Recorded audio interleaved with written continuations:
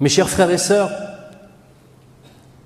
être un homme est un défi qui, à chaque instant de son existence, doit être présent.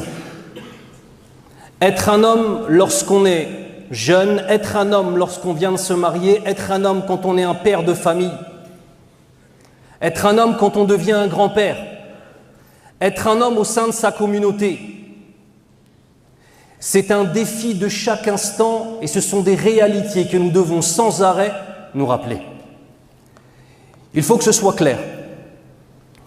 Être un homme, c'est être aimé, mais ce n'est pas être craint.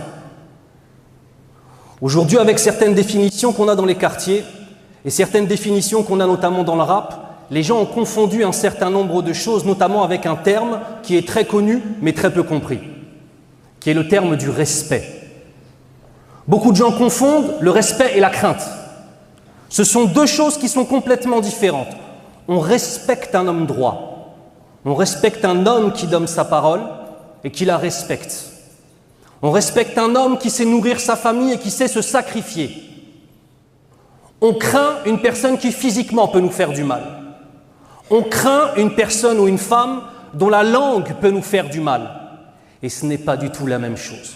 Ainsi, beaucoup de nos jeunes confondent ces deux éléments-là. Et même certains pères avec leurs enfants, malheureusement, confondent ces deux éléments-là. Ils pensent que plus ils vont terroriser leurs enfants, plus ils seront respectés. Non, ils ne seront que craints. Ma'al asaf shadid. Ce ne sont pas les cris, ce ne sont pas les menaces, ce n'est pas la possession d'armes, ce n'est pas la possibilité de vendre ou de ne pas vendre, la possibilité de mettre un coup de pression à un tel ou un autre qui fait de toi un homme, wallahi. Le prophète sallallahu alayhi wa sallam nous dit Laysa shadidu bi sur'ah, innama shadidu alladhi yamliku nafsahu 'inda al-ghadab. Ce qui signifie, l'homme fort, ce n'est pas celui qui est capable de terrasser son adversaire. L'homme fort, c'est celui qui est capable d'emprisonner son âme au moment de la colère. Regardez dans le monde ce qui nous arrive. Notre communauté composée d'hommes, alhamdoulilah, qui sont capables de s'énerver dès qu'on menace leur argent. Mais sont-ils capables de défendre leur dîne? Des hommes qui, si tu veux les escroquer de 200 €, wallah, ya écrit ton testament. Mais si par contre tout le monde attaque l'islam, wallah haula'i na'imun ou na'imin, tu les vois, ces mêmes personnes qui pour quelques euros seraient prêts à tuer leur prochain, qu'Allah nous préserve. Mais quand on a l'islam qui est piétiné, quand on a les musulmans qui sont persécutés, quand on a nos sœurs qui se font agresser dans la rue, wallahi rien. Allah Azza wa Jal nous dit Minal mu'minina rijal sadaqu ma'ahadullah alayh. Ce qui signifie, il y a parmi les croyants de véritables hommes qui ont concrétisé le pacte qu'ils ont passé avec Allah Azza wa Jal. Rijal, wa lan tajidu fil Qur'an al-Karim rajul, da'iman rijal ma'al jama'a. Et tu ne verras jamais dans le Coran le mythe du héros où un seul homme va sauver tout le monde. Et tu ne verras pas un homme, rajul, mais tu as toujours rijal, une communauté d'hommes qui par leur nombre, par leur foi, par leur droiture, peuvent changer les choses, incha'Allah. L'imam Ibn al-Qayyim, rahimahullah, vient nous donner la définition de qu'est-ce qu'un homme. Il nous dit dans le sens, l'homme véritable est celui qui, lorsque ce bas monde lui ouvre ses portes, il ne s'en réjouit pas. Lorsque ce bas monde lui tourne le dos, il n'en est pas attristé. S'il est lésé, il ne devient pas injuste. S'il est éprouvé, il ne faiblit pas. Il vit pour Allah et son cœur est tourné vers Allah et son temps est occupé pour Allah Azza wa Jal. Haoula'i rijal. Voilà c'est quoi des hommes. C'est pas autre chose que cela. On a des faux concepts sur ce qu'est être un homme. Et comme je vous le disais, malheureusement, le rap a beaucoup participé à cela. Déjà, il faut qu'on soit d'accord sur une chose. Le rap est un monde de mythos. C'est un monde de mythomanes. Les gens qui sont dans la rue n'ont pas le temps de faire du rap. Les gens qui brassent réellement n'ont pas le temps de faire du rap. 95 voire 99% des rappeurs sont juste des menteurs et écrivent des histoires qu'ils ont inventées. La problématique, c'est quoi? C'est que ceux qui les écoutent finissent par, à force d'entendre ces histoires-là, les banaliser. Premièrement, à force d'entendre des gens qui te disent qu'ils font des trucs de folie, que ce soit vrai ou non, tu finis par le banaliser. Ah, c'est notre quotidien. Deuxièmement, ils finissent par les prendre pour modèle. Wallah, ya ikhwan, vous allez prendre des rappeurs, des mal'ounin, des gens maudits par Allah Azza wa Jal, des alcooliques, des drogués, comme modèle.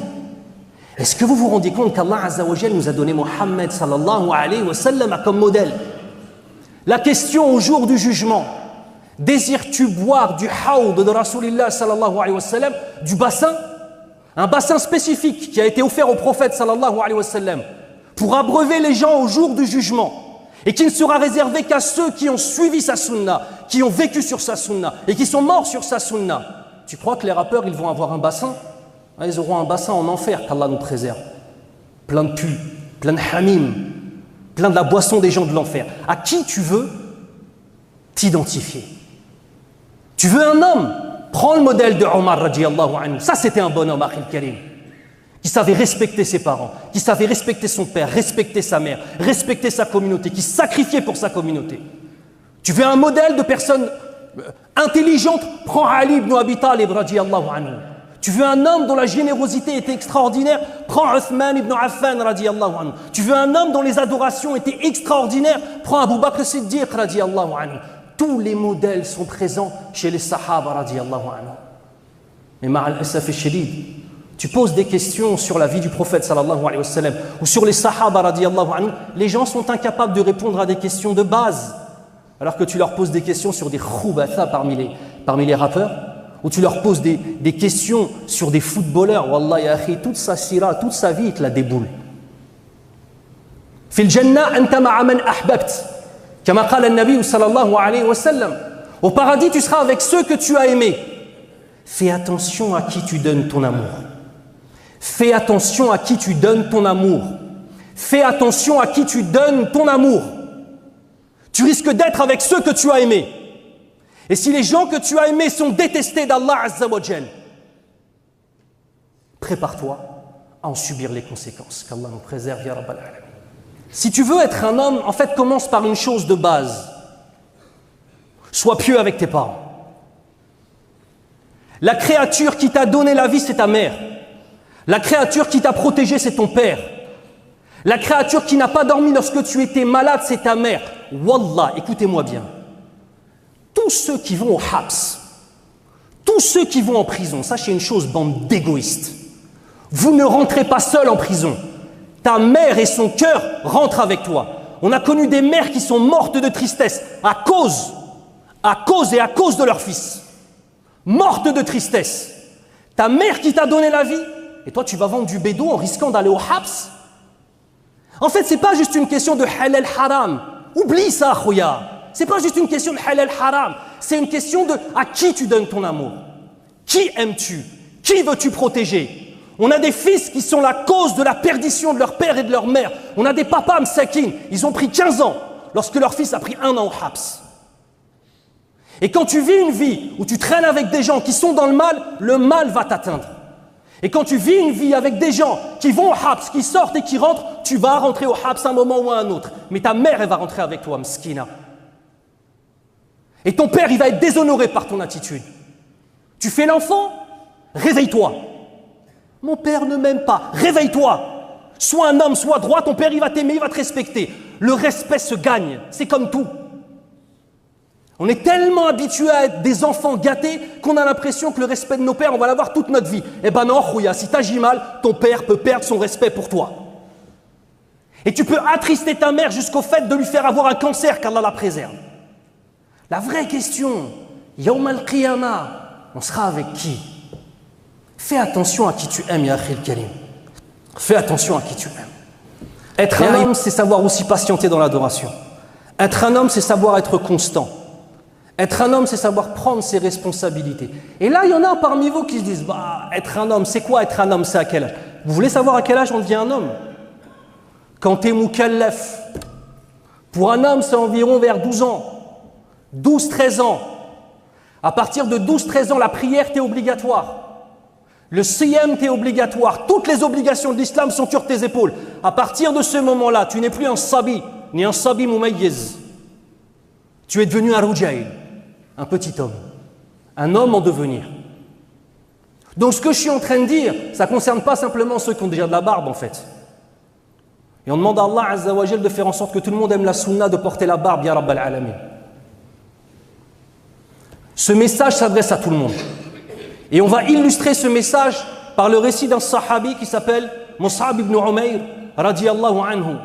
Et vous verrez quel type d'homme il était déjà à ses 17 ans. Quel type d'homme il est devenu à ses 20 ans. Et quel type d'homme il était lorsqu'il a eu 24 ans. Barakallahu li wa lakum fil Qur'an al-Karim wa nafa'ani Allah wa iyyakum bima fihi min al-ayati wa dhikr al-hakim. Aqulu qawli hadha wa astaghfirullah li wa lakum wa huwa al-ghafur ar-rahim. Bismillahir rahmanir rahim. Alhamdulillahi rabbil alamin. Amma ba'd. Mus'ab ibn Umayr radiyallahu anhu. C'était un jeune d'une famille noble et aisée.